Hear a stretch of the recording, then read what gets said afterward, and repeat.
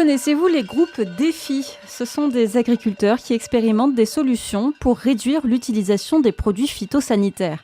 Il en existe dans divers territoires en Ardèche.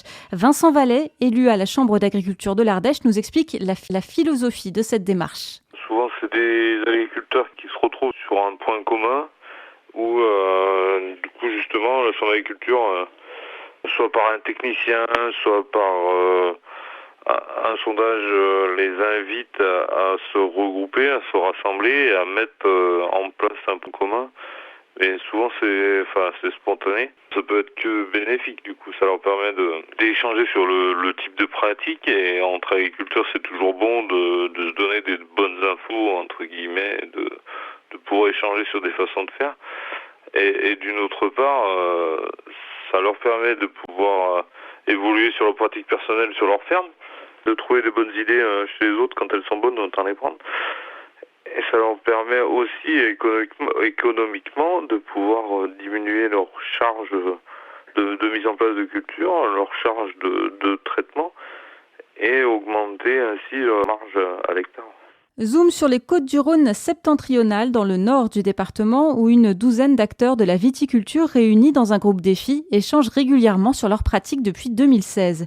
Amandine Foria est conseillère viticole à la Chambre d'agriculture en charge de l'animation de ce groupe. C'est quand même un groupe assez hétérogène qui justement n'a pas forcément les mêmes problématiques, mais dont l'objectif est quand même de travailler ensemble et d'essayer d'avancer sur les problématiques du secteur.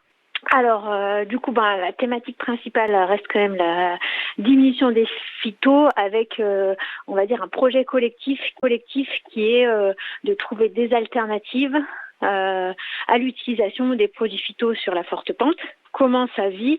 Alors, il y a 2 réunions, on va dire, de groupes plénières par an, où là, effectivement, il y en a une où on fait le bilan de la saison, on balaye les résultats de l'année écoulée, on fait le point aussi sur les tests, les essais qui ont été faits par les uns et les autres et les résultats qui ont été obtenus. Il y a une autre réunion en juillet qui est plutôt sur comment se passe la saison. On visite du coup une ferme d'un des membres du groupe et on parle matériel, on parle effectivement saison, on aborde d'autres sujets qu'ils ont envie d'aborder à cette occasion-là. Et après, tout au cours de l'année, il y a des propositions de journées auxquelles ils peuvent participer, mais sans, on va dire, présence obligatoire. Après, il y a toute une partie, donc ça c'est la partie collective, et il y a une partie aussi individuelle, qui est que, au moins une fois par an, on les rencontre après la saison pour faire le bilan avec eux de la campagne, notamment sur les produits utilisés, et puis est-ce qu'ils ont eu des maladies, à quelle pression ils ont vu, et là où je récupère effectivement l'ensemble des calendriers de traitement. Ensuite, les traiter et faire les bilans de groupe. Chaque viticulteur teste en fonction de ses contraintes d'exploitation et de ses envies. Il témoigne ensuite auprès du groupe. Exemple avec Régis Gonnet, viticulteur coopérateur à Glun. Il y a aussi des essais avec les enherbements peu concurrentiels. Moi, j'ai essayé sur un carrésine qui s'appelle le souterrain. Cet enherbement va occuper la totalité du sol et va empêcher les autres verbes de pousser.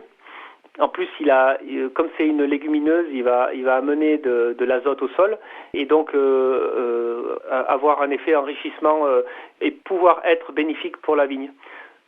Donc voilà, ça c'est des essais qu'on a menés qui sont pas encore complètement finis. On a déjà on se fait des remarques. Tiens, le problème de ce type d'herbe, c'est qu'elle va pas pousser dans tous les sols. Elle va pas. Il y a des contraintes. Enfin voilà, c'est tous ces échanges qui permettent au groupe de profiter des essais de chacun et ensuite aussi de les diffuser, de pouvoir échanger avec d'autres personnes derrière. À Mercurolles-Vaune, Sébastien Michelat, vigneron en GAEC, apprécie particulièrement ces réunions et échanges entre viticulteurs qui donnent de nouveaux défis. Je suis déjà du nature challenger, donc j'aime bien aller repousser les limites. Donc voilà, c'est aussi ma nature qui fait ça. Hein.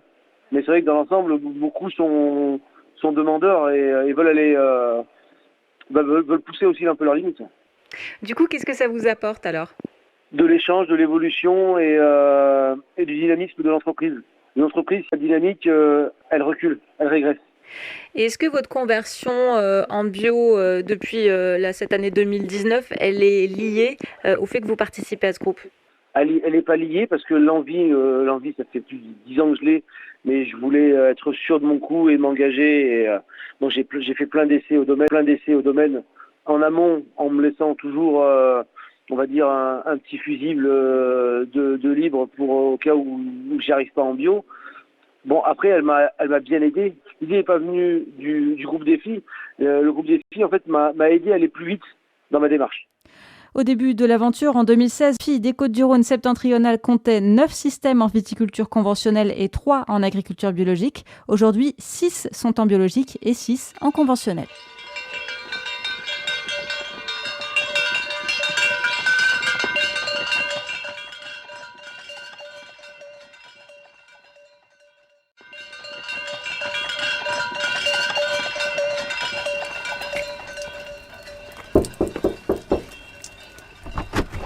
Ici la porte d'entrée. Bonjour. Bonjour, bienvenue. Merci. Laurent Balmel, dans votre fromagerie très précisément, qu'est-ce que vous faites ici à Ribes? C'est un élevage de chèvres uniquement, c'est ça? Alors voilà, c'est ça, nous on a une centaine de chèvres, on est 3 associés, et on fromage toute l'année, beaucoup de picodons, mais pas que, une grande variété de fromages de chèvres.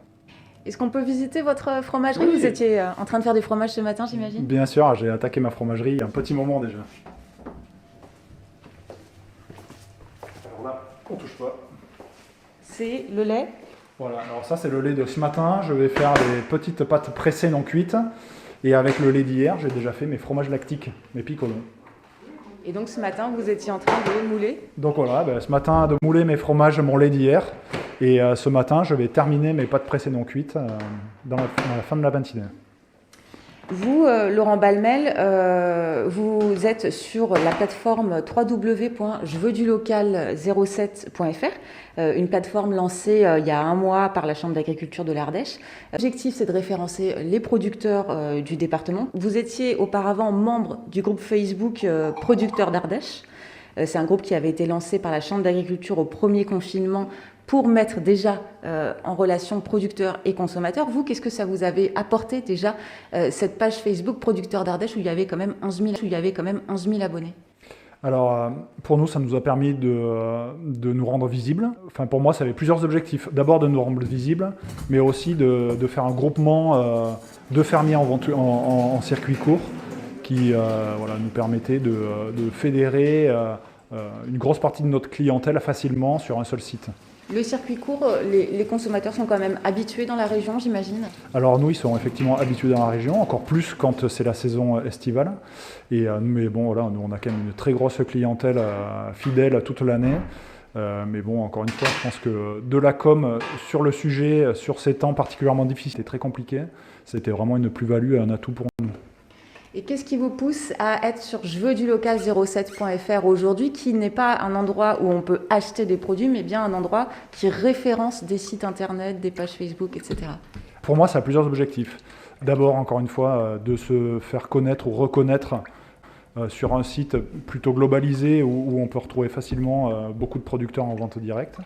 Mais aussi, au-delà de ça, je trouve que c'est un super fédérateur d'agriculteurs, de paysans, parce que sur ce site, on est déjà plus de 250 sur à peu près les 1000 ardéchois qui vendent en circuit court et de tout syndicalisme confondu. Donc je trouve que c'est un outil qui est en plus fédérateur au-delà de la communication, de la reconnaissance qu'on peut avoir de nos produits et de nos circuits de vente. Et très concrètement, comment ça fonctionne là quand vous êtes devant votre ordinateur? Comment vous êtes référencé? Enfin, on a une page d'inscription toute simple, donc c'est plutôt assez facile. On a que des éléments simples de notre ferme, nos produits, nos productions, nos circuits de commercialisation, nos coordonnées, ainsi de suite. Et du coup, aujourd'hui, on peut nous chercher par commune, marché, par nom, et demain, bientôt, on sera géolocalisé, donc du coup, on pourra dire... quand je suis à Ribes, qui est-ce que je peux trouver? On peut trouver l'élevage du cerf, mais d'autres élevages qui sont près de chez nous. Aujourd'hui, l'élevage du cerf, il a une page Facebook. C'est quelque chose qui vous prend du temps, vous, de l'alimenter, de communiquer? Alors moi ça me prend pas assez de temps parce que j'y passe pas beaucoup de temps, mais voilà, dans tous les cas ça nous passe du temps parce que si on publie pas des photos, des posts, des news, on est vite oublié. Donc voilà, se faire remonter régulièrement sur nos pages, c'est important dans la communication, mais c'est aussi important pour nos clients fidèles qui nous suivent toute l'année et ceux qui reviennent d'une année sur l'autre. Voilà, avoir des nouvelles de notre élevage en été quand ils sont là, ils sont contents, mais en hiver quand ils sont pas là, ils voient nos chèvres qui pâturent plus, qui mangent, les fromages qu'on fabrique en cette saison qu'ils pourront manger à Noël, ainsi de suite. En vous dirigeant vers le métier d'agriculteur, vous imaginiez ça, que vous deviendrez un pro de la communication? Alors je suis pas sûr d'être un pro de la communication, mais voilà, je crois que ça rentre aussi dans de multiples métiers des agriculteurs d'aujourd'hui. Bien sûr, d'élever nos chèvres, de faire nos fromages, mais aussi de la commercialisation, de la compta, de la gestion et de la com, bien sûr. À la Chambre d'agriculture, des formations sont proposées du coup pour passer à la digitalisation. Vous, ça vous intéresse ? On est beaucoup pris, donc voilà, on ne prend pas forcément le temps. Après, moi j'ai toujours baigné plus ou moins dans la communication, les réseaux sociaux, donc je ne crois pas être trop défaillant. Mais par exemple, on n'a aujourd'hui, nous, pas de site de vente en ligne. C'est peut-être des choses sur lesquelles il faut qu'on aille. Donc le groupe Facebook Producteurs d'Ardèche, lui, il perdure et il va venir compléter la visibilité de l'offre fermière en Ardèche. Et plusieurs développements complémentaires sont à l'étude pour inscrire durablement www.jeveuxdulocal07 dans les habitudes de consommation. Donc on rappelle www.jeveuxdulocal07.fr. Merci Laurent Balmel. Merci, à bientôt.